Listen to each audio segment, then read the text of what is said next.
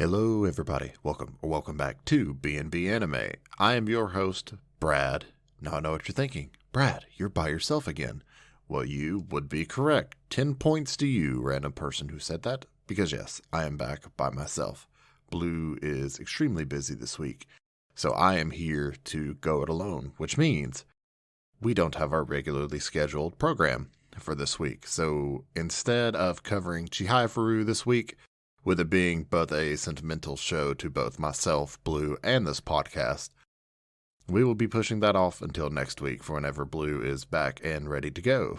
So in the meantime, you just got me this week. However, fear not, because those who have listened to the past couple of weeks' episodes, I went to go see Demon Slayer. So that is what we will be covering today, is Demon Slayer, Kimetsu no Yaiba, the movie Mugen Train. However, before we get into that, I'm going to just talk for a bit about my week. It's been crazy. It has been, oh boy. This week has been a literal week from hell. I've put in a metric shit ton of hours at work. It has been, oh boy. And then inventory on the day that this episode goes up. And so, yeah, work's just a little bit stressful, just a little bit. However, in and around that, I have got a new truck. That is nice. It's definitely the nicest vehicle I've ever owned. It's not new, but it's new to me. It's a 2013 F-150, but it only has 37,000 miles on it. It's not a whole lot of miles. It's wild to think that a vehicle that's 8 years old only has so few miles on it. Also, the fact that I own it. It's weird. I don't know. But yeah, so I've been enjoying that for the past couple of days. And then, of course, outside of that, my spare time is taken up with the RP server, which I know you all have listened to me talk about the past couple of weeks. But man, I just have to say, it's a lot of fun to spend my spare time there, running the Russian mob, trying to, keep track of all that amongst all the other shenanigans that are going on, being the world's greatest coke dealer, while also having to keep my subordinates in line, mainly Tree, who is playing my older brother in the server. It's been fun. And of course, I realize I say this every week since I've started on this, but if you would like to join me in my streaming escapades, or just join us on the server in general, if the RP aspect intrigues you any at all, if you download 5M and you own a copy of GTA 5, I highly recommend it. It's a lot of fun. It's a lot of fun shenanigans. The owner and admins are some of the most phenomenal people. It's a fun server. Everyone is so helpful. And again, just download 5M, search Echelon RP, and you can find us there. Because again, so much fun. But then outside of that, not a whole lot extra to really just talk about outside of that. I mean, that's what my life has consisted of this week. It's just work, and then RP server, and then Demon Slayer. Ooh boy, Demon Slayer. Also, Chihayafuru, it's such a good time to sit back and rewatch it. Like, I don't know, it's weird. I didn't think I could get so nostalgic over a show that Blue and I just watched like maybe 2 or 3 years ago. Something like that. When did we meet? It's been almost 3 years. Holy shit. That's wild. Yeah, that's crazy. But yeah, just the first show that she and I kind of watched simultaneously and bonded over. It was such a fun show. And just to continue on through seasons 2 and 3, it's been a lot of fun watching the characters grow and like watching their Karate game progress.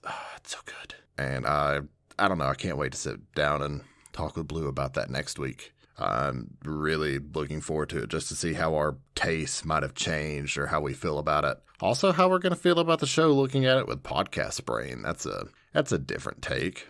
So you'll definitely get to listen to us talk about that next week. However, I'm sure the reason you're all here after you saw the title is because you know that I am covering Demon Slayer the movie today. And boy, oh boy, do I have some stuff to talk about. Now, since it is just me, I will not be going like fully in depth or anything like that. I will be saving that for the episode that Blue and I do together whenever she's able to watch it as well in June, whenever it releases digitally. So you can definitely look forward to that episode whenever it gets released digitally so Blue can watch it as well. But man, it was such a weird feeling, like going back to the theaters with the group of us that we had and just sitting down to watch a film. Like waiting in line to get the tickets that I purchased online, because y'all, whenever I tell you that the film sold out, like I mean it, I literally bought the last 2 tickets so that part of the group of us could actually go, because I had a sneaking suspicion I was going to need a couple of extra tickets, and boy, was I right. So that was awesome. Just waiting in line, like feeling the excitement once we were inside the theaters. And not only that, but get this, people were decked out in cosplay. I forgot what that was like. I haven't seen cosplayers at an anime film since we went to go see Dragon Ball Super Broly back in 2019. So that was a wild experience. Not only that, but that was the first time a lot of us had been back into the theaters, not just pre-COVID, but since Weathering with You played in theaters. And so it's just such a surreal feeling going back. Like every available seat that was there was taken. The auditorium was packed. They had rows socially distanced, of course, so don't worry about that. But I mean, cosplayers and people that had probably never seen Demon Slayer, the actual show, but they just knew the hype and how it was presented due to TikTok and YouTube and just media in general, so they were probably curious. And people ranging anywhere from children all the way up to, like, I think there might have been an elderly couple there. It was wild, man. And just having a theater full of people that laughed and cried together. It's just such a surreal feeling. It's the first time that I've been to see an anime film in theaters that was sold out. And just, wow, man. Wow. It was just such a fun feeling. And just that little bit of semblance that things were kind of starting to go back to normal. And I know that it's not. Like, I know that COVID is still there and it's going to be around for the foreseeable future. However, if this outing was a sign of anything, it's that the sooner everyone gets, vaccinated and COVID is taken care of, the sooner that we can return to this kind of normalcy that we all got to experience for just, a couple of hours. I don't know, man.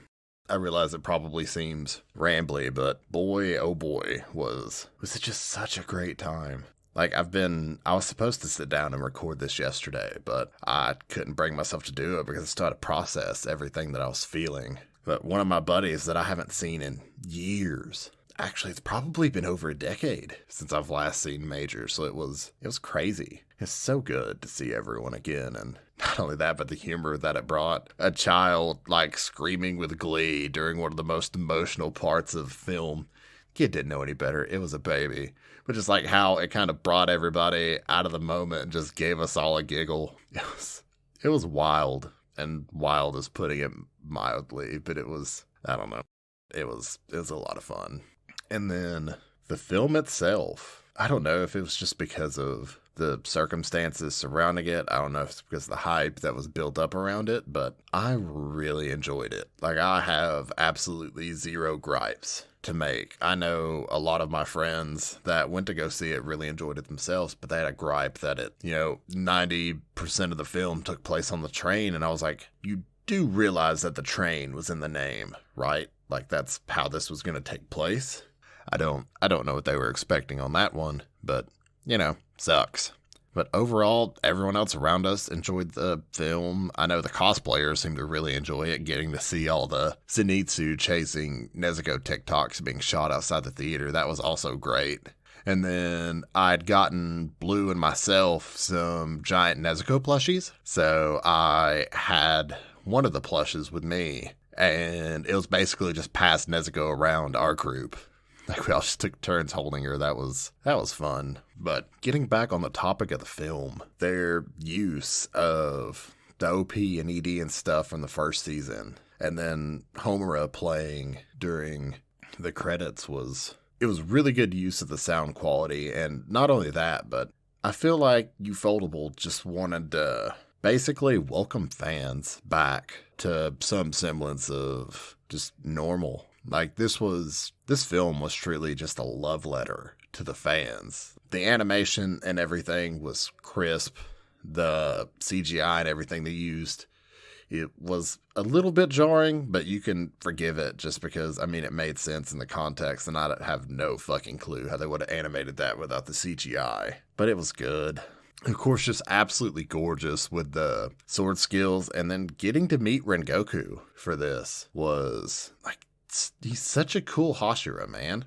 He's so weird and quirky, but just really cool to meet. And then, of course, you know, our main trio, or I guess Nezuko included, so our main, like, core group of 4, and seeing how they all reacted to the situation and seeing them all grow more. And also Inosuke, man. Like, Inosuke really got a chance to shine in this film, too. And he was just the perfect bits of comic relief. And, of course, Zenitsu was good for the comic relief as well. His antics with Nezuko were absolutely hilarious. It was fun to watch, and seeing Tanjiro grow more as well. And especially with the way that the film ended, like, you see the way that everything is kind of taking its toll on him and building him up, and him realizing, like, his own physical limitations. So I'm excited to see where the growth is going to go at the end of the year, whenever the second season starts off. And although I've read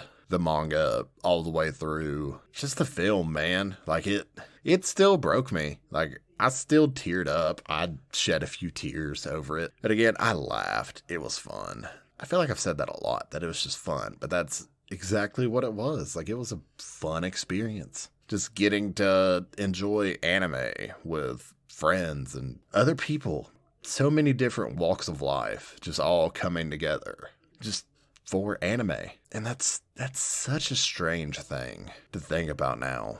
The amount of people that showed out for that showing. And that wasn't the only showing. The showing the day before, that was technically the premiere. And then all the showings that day, all of those sold out. And that's baffling to think about. Demon Slayer only having 1 season, but its mainstream attention just brought it to the point to where every showing that happened on its opening day, and then Friday, which was, I guess, truly its kind of opening day for the box office, just completely selling out in our area. And that's wild to think about. And I don't know.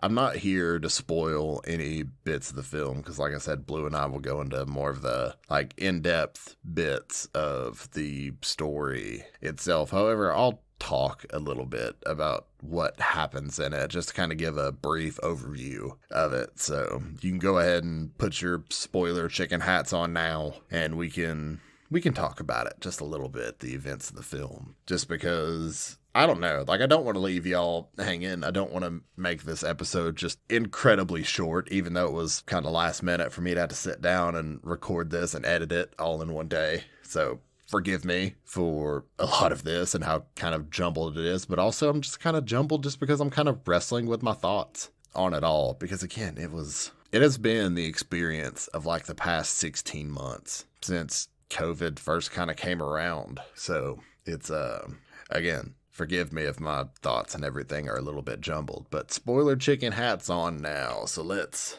talk about it a little bit. So for those that are unaware with how season 1 of Demon Slayer ended, our main core of characters are going on a train because there had been reports of a demon attack, and so they were sent to back up Rengoku, who is the flame Hashira. And Tanjiro also wanted to meet up with Rengoku because of his fire dance. He wanted to kind of learn more about flame breathing and see what all was going on, and if Rengoku had any sort of idea about, you know, why he was able to do flame breathing and water breathing, and if he knew what the dance was, and why his father, who was frail, was able to do it. And so they meet up with Rengoku, and Rengoku's just immediately quirky. Every time he takes a bite of one of the train bentos, he's just shouting, "Delicious!" And we were all dying, even though it just kept happening repeatedly. It was humorous, and it was done just the perfect amount to where it didn't start to get annoying, or at least that's my opinion.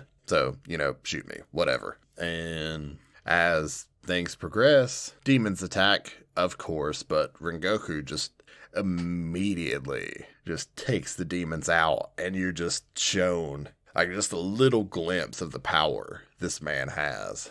And then everybody on the train falls asleep, and it's there that you're introduced to the lower 1 demon that you see get a huge power up at the end of season 1. you're introduced to him and his ability to manipulate dreams and give, or like his plan about how he, uses his abilities to destroy the spiritual cores of the individuals that he's trying to devour.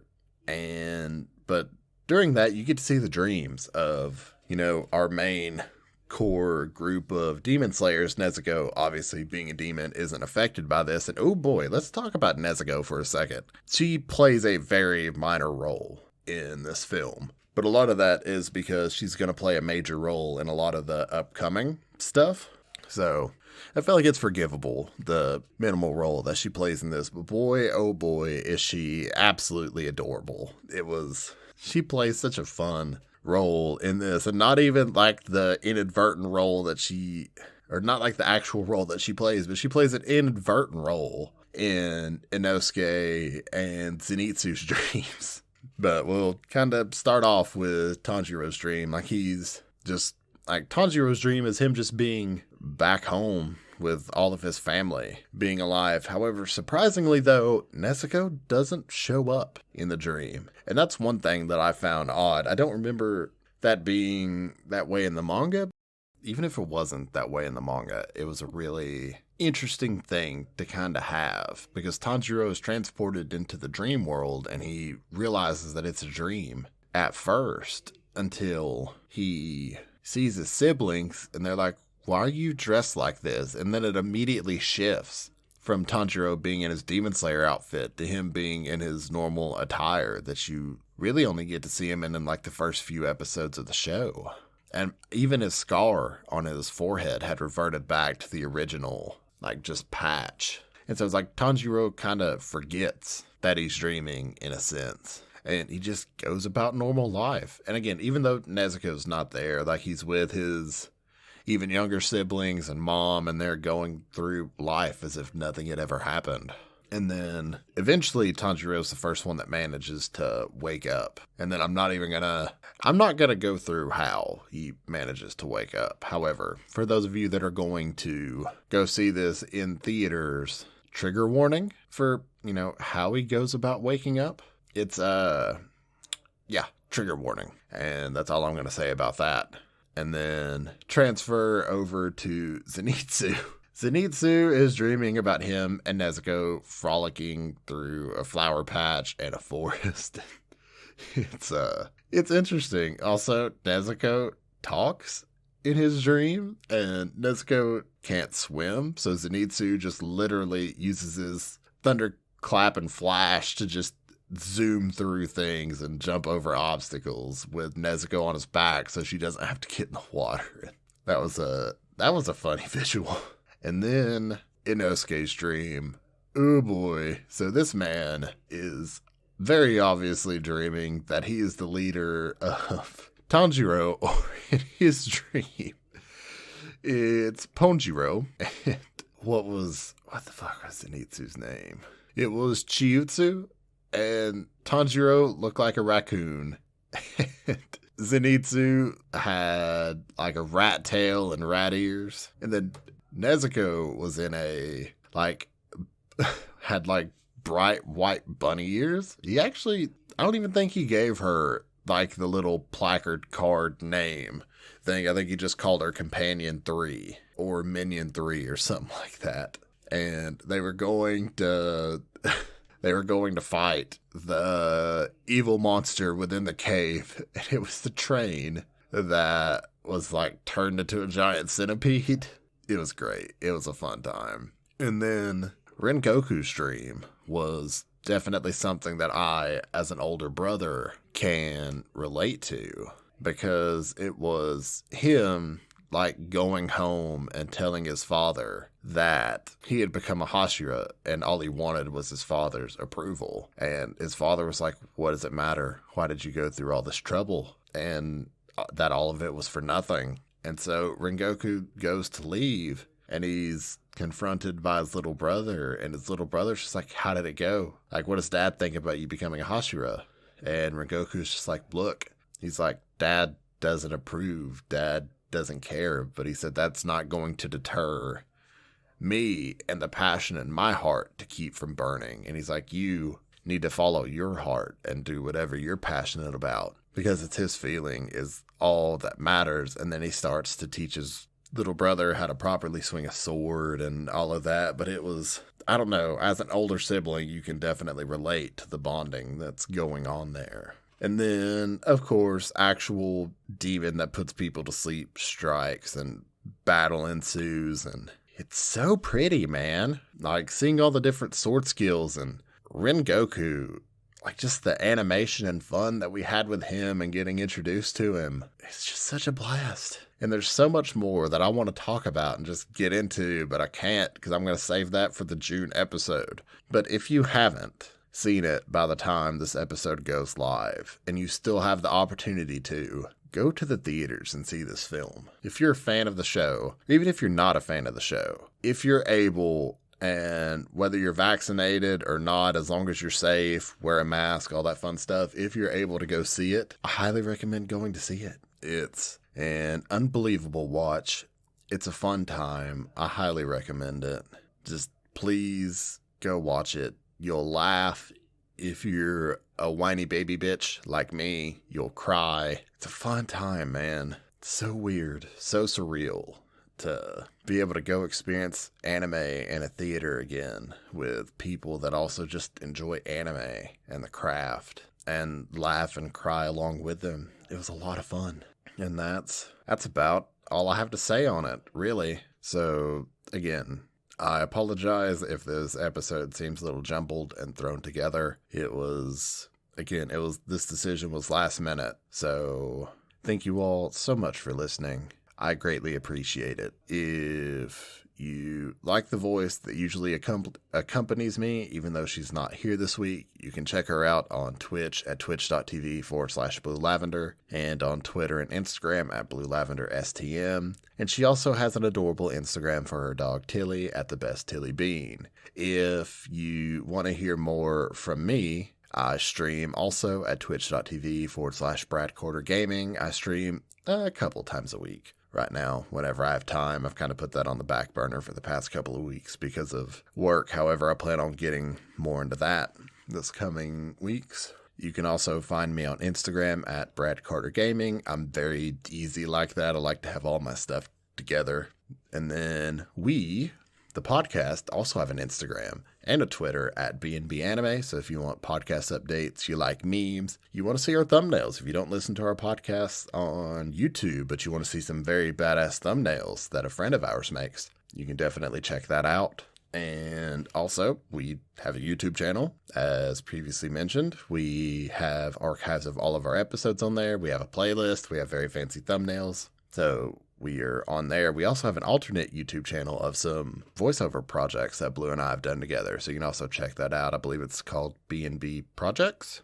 It's linked in the community tab, so you can find that there. Then we also have a website at www.bnbanime.com, where we have an archive of all of our episodes, where you can find us, an About Us page where you can learn more about Blue and myself, some voiceover projects that we are taking a part of, friends of the podcast, all of that fun stuff. And again, just thank you all so much for listening. We greatly appreciate it. And we will catch y'all next week for Chihayafuru. Again, sorry for being behind, having to push Chihayafuru back, but sometimes life gets in the way. However, I'm glad I could just sit down and talk about Demon Slayer with you all for a minute, because it was a fun watch. I really enjoyed it, and I'm looking forward to sitting down with Blue next week and talking about Chihayafuru and just kind of reliving the conversations we had about it back whenever she and I first met. But until then, we'll catch y'all next time. Bye-bye.